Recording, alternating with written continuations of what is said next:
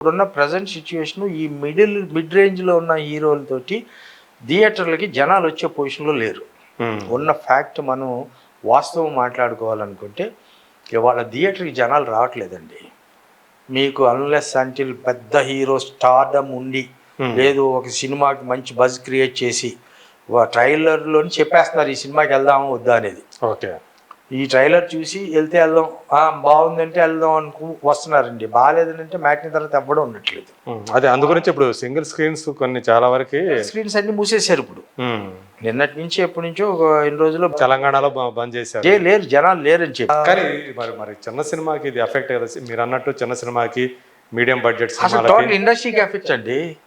రేపు పొద్దున్న వాళ్ళందరూ ఇప్పటికే చాలా కళ్యాణ మండపాల కింద మారిపోయిన అలా మారిపోతే కాంప్లెక్స్ కింద ఇప్పుడు ఓన్లీ మల్టీప్లెక్స్ తప్ప మిగతా ఏం ఆలోచిస్తున్నారంటే వాళ్ళ ఆడియన్ ఏముందిలే ఒక 20 రోజులకో నెల రోజులకో మన ఇంటికి వస్తుంది సినిమా, మనం ఆ థియేటర్ సినిమా దగ్గరికి వెళ్ళటం ఏంటి అని 3 వారాలు దాటిందంటే ఓటీటీలకు వచ్చేస్తుంది. కానీ సినిమా ఎక్స్ట్రాడినరీగా ఉందని అంటే థియేటర్కి వస్తున్నారు, లేదంటే థియేటర్కి రావట్లేదండి. లేదు ఫ్యాన్ ఫాలోవర్స్ అని ఉంటే ఎందుకంటే ఇప్పుడు రామ్ చరణ్, ప్రభాస్, ఎన్టీఆర్ ఇట్లా ఫ్యాన్ ఫాలోవర్స్ ఉంటే వాళ్ళ సినిమా అనేటప్పటికి జనం కాస్త వస్తున్నారండి, ఓపెనింగ్స్కి వస్తున్నారండి. మిగతా హీరోలు ఎవరికి కూడా మిగతా మిడ్ రేంజ్లో ఆ రేంజ్ తర్వాత ఉన్న హీరోలకి ఓపెనింగ్స్ రావట్లేదండి. ఈ మధ్యన రిలీజ్ అయిన ఒక పెద్ద హీరో కాబోతున్న ఒక హీరో సినిమా రిలీజ్ అవుతే మార్నింగ్ షోకి 11 మంది ఉన్నారండి ఒక థియేటర్లో. ఓకే, థియేటర్లో 11 మంది ఉంటే నాకు ఆ థియేటర్ వానర్ ఫోన్ చేసి అతనికి ఫ్యాన్ ఫాలోయింగ్ కూడా ఉంది. మళ్ళీ ఫ్యాన్ ఫాలోయింగ్ ఒక టైంలో అదేదో నేషనల్ హీరో పెద్ద హీరో అవుదామని డిజాస్టర్ అయ్యి చేసింది. తర్వాత సినిమా ఆ వీడియో పెట్టి నాకు ఆ థియేటర్ వానరు చంటి గారు చూడండి 11 మంది ఉన్నారండి, ఎంత ఇస్తున్నారు సార్ రెమ్యునరేషన్ అన్నాడు వీడియో చూపించి. ఏమంటే అతను 25-30 తీసుకుంటున్నట్టున్నాడు ఆ హీరో అన్నాను నేను. అంటే 25 కోట్లు 30 కోట్లు తీసుకున్న హీరో మంచి ₹1 కోటి ఒక మనిషి అన్న ఉండాలి కదండి ఓపెనింగ్కి. ఏంటండి ఈ సినిమాలు మీకు ఏమైనా పిచ్చెక్కింది అండి అని అన్నాడు. అరే బాబు పొద్దున్నే సినిమా అయిపోయాక ఫోన్ చేయరు ఎలా ఉందని చెప్పి పెట్టారు అన్నాను. అది పరిస్థితి. అంటే వాస్తవం ఒక రకంగా ఉంటుంది, ఒక రకంగా అండి. వీళ్ళు ఏంటంటే పాన్ ఇండియా కొంతమందికి పాన్ ఇండియా రేంజ్లో ఉంది. ప్రతి ఓడు పాన్ ఇండియా. వాళ్ళు కొత్తగా వచ్చే హీరో కూడా పాన్ ఇండియా అంటున్నాడు. అసలు ఇక్కడ నీకు జనం రావట్లేదు ఓపెనింగ్స్కి. నీకు 10 థియేటర్లు వేస్తే 9 థియేటర్లు జనం ఉండట్లేదే. ఆ ఒక థియేటర్ కూడా నువ్వు ఇచ్చిన టికెట్లు, నీ ప్రొడ్యూసర్ తరపు టికెట్లు, డైరెక్టర్ తరపు టికెట్ల వల్ల ఒక షో ఫుల్ అవుతుంది. అదే రావట్లేదే. నీది పాన్ ఇండియా ఆల్ లాంగ్వేజ్లో రిలీజ్ చేస్తున్నాం అది ఇది అంటున్నారు. వాస్తవాలకు వెళ్ళి థియేటర్లోకి వెళ్ళి కూర్చుంటే మీరు నమ్మరండి. నేను ఈస్ట్ గోదావరిలో ఒక ఊరిలో సినిమా, ఆ ఊరు ఎక్కడికో వెళ్తూ లంచ్ అక్కడ థియేటర్లో పెట్టారు నాకు. ఆ థియేటర్లో వచ్చి తింటానని చెప్పాను. అక్కడ థియేటర్ లంచ్కి వెళ్ళే ముందు ఒక సినిమా రిలీజ్ అయింది ఒక పెద్ద హీరోది. డోర్ తీసి నిలబడి చూస్తున్నాను ఒక 5 నిమిషాలు. అసలు ఏంటి జనం అలా ఉన్నారని అంటే కింద నుంచి జనం అరుస్తున్నారు. అరే నీకు 25-30 కోట్లు హీరో రెమ్యునరేషన్ అంటే కదా, నిలబడి డైలాగ్ కూర్చుని డైలాగ్ చెప్తాంటారా, నిలబడి డైలాగ్ చెప్పరా అన్నాడు అక్కడ. ఇదేంటండి హీరోని పెట్టుకుని అలా అంటున్నాడు అంటే కంగారు పడకండి సార్ కాసేపు ఉంటే ఇంకా వింటారు అన్నాడు. తర్వాత ఇంకో పక్కనే దాని తర్వాత ఇంకొకటి ఎవడో వచ్చి ఒరే తెవుల్చు చాలు విన్నది చాలు తెవుల్చు అంటున్నారు ఫైట్ వస్తే. ఓకే, తెవుల్స్ అనే దానికి అర్థం తెలుసు. అవును, అంతటితో చాలు ఇంకా చాలు విషయం ఉంది. చాలా ఇప్పుడు 10 మంది ఇడు గాలు లేస్తాడు ఫైట్ తెవుల్స్ అంటున్నారు. ఇది పబ్లిక్ రియాలిటీలోకి వెళ్తే ఓకే ఇలాంటి సిచ్యువేషన్ ఇప్పుడు ఉందండి. వాళ్ళు కొంతమంది అంటే జనం చాలా ఎదిగారు, వాళ్ళ అభిరుచులు చాలా మారిపోయినాయి. ఇప్పుడు కోవిడ్ తర్వాత ఏమైపోయిందంటే సిచ్యువేషను అన్ని కంటెంట్స్ సినిమాలు ఇంట్లో చూడటం అలవాటు పడ్డారు. అవును, అన్ని ఇప్పుడు మనం రెస్టారెంట్లు 4 రకాల రెస్టారెంట్లోకి వెళ్ళి 4 రకాలు తినేటప్పటికి అది బాగుంది ఇది బాగుంది అని. ముందు ఇప్పుడు మన కేరళ ఫుడ్ అంటే ఏమనుకునేవాళ్ళం, కొబ్బరి నూనెతో ఉంటారు బాగోదురా అనుకునేవాళ్ళం. అది మనం ఏవీ లేనప్పుడు 1-2 సార్లు తినేటప్పటికి అదే మనకు టేస్ట్ అనిపిస్తుంది.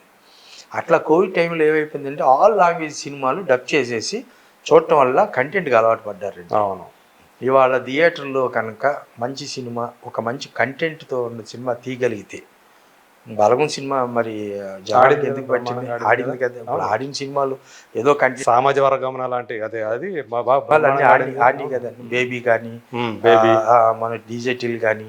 ఇప్పుడు కంటెంట్ జనాల్ని ఆ 2 hours కూర్చోబెట్టే సినిమాలు అయితే మార్నింగ్ షోకి లేకపోయినా, మ్యాట్నీకి లేకపోయినా మనం థియేటర్కి రప్పించుకునే పబ్లిసిటీ చేసుకుని కంటెంట్తో చేస్తే ఆ next day morning public talk తోటి సినిమా నిలబడుతుంది. ఒక మ్యాడ్ లాంటి సినిమా ఆడింది, అవి జనాలకి నిలబడుతుంది, అవి డబ్బులు కనపడుతుందండి. లేదు ఎక్స్ట్రీమ్లో రామ్ చరణ్, లేదా బన్నీ, లేదా ప్రభాస్, ఎన్టీఆర్, పవన్ కళ్యాణ్ ఇట్లాగే వెళ్ళి సినిమా తీసుకోవాలి తప్పితే ఈ ఈ మధ్యలో మిడిల్లో ఉన్న మనం రిస్క్ వేసుకోవాల్సింది. కథని నమ్ముకుని చేసుకెళ్ళాలి. కథని నమ్ము చేసుకెళ్దామంటే వాళ్ళు మాత్రం మేము పాన్ ఇండియా లెవెల్లో ఉన్న రెమ్యునరేషన్ ఎంత అంటున్నారు. అది అబ్నార్మల్ అయిపోయినట్టుంది కదా. అది వాళ్ళ తప్పు కూడా కాదండి. ఇచ్చేవాడు ఉన్నప్పుడు వాళ్ళు తీసుకున్నట్టు. నువ్వు కాదు, నేను కాదు, మీరు కాదు, ఇంకొకటి కాదు, ఇంకొకటి మాకు ఇచ్చేవాడు కదా. ఇచ్చేవాడు ఉన్నాడు, నిన్ను బచ్చేగాడు నువ్వెంత అనుకునే ఇది ఉంటుంది. అలాంటప్పుడు ఆల్మాన్ ఎందుకు తప్పు పట్టాలి? అంటే ఇలాంటి వాతావరణంలో ఇమడలేక మీరు సినిమాలు చేయలేకపోతున్నారా? అంటే ఇవాళ ఒక మంచి కథ తీసుకెళ్ళి ఏందంటే వాళ్ళకి డైరెక్టర్ సక్సెస్ఫుల్ డైరెక్టర్ అని కావాలని చూస్తున్నారే తప్పితే ప్రతి సక్సెస్ఫుల్ డైరెక్టర్ ఫస్ట్ కథ తోటే కదా స్టార్ట్ అవుతుంది. ఎక్కడో స్టార్ట్ అవుతుంది కదా. ఒక కథ పట్టుకుని వెళ్ళి పలానా ఈ దగ్గర బాగుందని అంటే కొత్తవాడితో సినిమా చేద్దామో లేరండి. కొత్తవాడితో సినిమా చేయాలని అనుకుంటే నేను ఏ ఎన్ఆర్ఐనో అయ్యి నా దగ్గర ఒక 1000 కోట్లు వెనకాల ఉండి పర్లేదు, వీడు కొత్తవాడిని తీసుకొచ్చినా వీడు ఒక 100 కోట్లు ఖర్చు పెట్టినా పోయినాడు తీయగలుగుతాడు నన్ను నమ్మకం ఆడు ముందుకు వస్తాడు. అట్లా పెట్టడానికి వస్తాడు. మరి ఈ ఇండస్ట్రీలో ఎప్పటి నుంచో ఉన్నాడు, ఈ లెక్కలేసి సినిమా తీస్తాడు. ఈ లెక్కలేసి సినిమా తీసేటప్పుడు మనకి అంత రెమ్యునరేషన్ నుంచి ఖర్చు పెట్టమంటే ఖర్చు పెడతాడా? మనకు వర్కౌట్ ఇప్పుడు టెక్నీషియన్ దగ్గర నుంచి ఆర్టిస్టుల దగ్గర నుంచి చాయిస్ వాళ్ళకి ఇవ్వాల్సి వస్తుంది. వాళ్ళ ప్రొడ్యూసర్ చాయిస్ అనేది తెలియదు. ఇప్పుడు తీసే ప్రొడ్యూసర్లో నాకు తెలుసు కొంతమందికి, సగం మందికి వాళ్ళు ఏ సినిమా తీస్తారో ఆ కథ కూడా తెలియకపోవచ్చు నాకు తెలిస్తే. కొంతమందికి కొంతమందికి. సో ఆ రేంజ్లో కూడా ఉన్నారు చాలామంది. ఏం కథ తీస్తున్నారు అని ఫ్రెండ్స్లో కూర్చుని మొన్న సినిమా మొదలెట్టానండి సూపర్గా వస్తుందండి అంటాడు. ఏం కదంటే అబ్బాయి కథ చెప్పడం నాకు రాదండి, హీరో మాత్రం హీరోయిన్ ఇంటికి వెళ్తాడండి, హీరో మాత్రం హీరోయిన్ ఇంటికి వెళ్తాడండి, ఇద్దరు కలిసి ఊటీ వెళ్ళి సాంగ్ చేసుకొస్తారని చెప్పగలుగుతాడు తప్పితే ఏంటని చెప్పలేదు. అది పరిస్థితి అండి. సరే ఇప్పుడు ఏంటి మరి మీరేంటంటే ఒక పెద్ద హీరోతో ప్లాన్ చేస్తున్నారు, ఎంతవరకు వచ్చింది? నేను ఒక పెద్ద హీరో తోటి బాండింగ్ ఎప్పటి నుంచో ఉంది. అంటే నాకు తెలుసు ఆ పేరు నేను చెప్తున్నాను కాదు అది వాళ్ళ నోటంట వచ్చేదాకా మధ్యలో ఈ కోవిడ్ తర్వాత అనుకోకుండా ఇంట్లో మనిషి ఇండియన్ మనిషి అయిపోయాడు. ఇంట్లో ఉన్న స్టార్ ఇండియన్ స్టార్ అయిపోయాడు. హ్యాపీ, చాలా ప్రౌడ్, వెరీ హ్యాపీ. మా ఇంట్లో స్టార్ మా ఇండియన్ స్టార్ అయ్యాడు, చాలా సంతోషం. సరే 2 రోజులు లేట్ అవుద్ది, 2 రోజులు లేట్ అయినా అతనితో చేస్తే హ్యాపీగా ఉండొచ్చు అనే దాంతో ఇప్పటికీ అతను నాకు ఇచ్చే రెస్పెక్ట్ నాకు ఇస్తున్నాడు. ఇప్పటికే నేను రెగ్యులర్ ఫాలోఅప్లో ఉన్నాను, ఆయన రెగ్యులర్ టచ్లో ఉన్నాడు, నేను రెగ్యులర్ టచ్లో ఉన్నాను. నేను ఒక్కనే కాకుండా వేరే ప్రొడ్యూసర్తో కలిపి నాకు ఆ సినిమా చేస్తానని ఒక ప్రామిస్ చేశారు. సో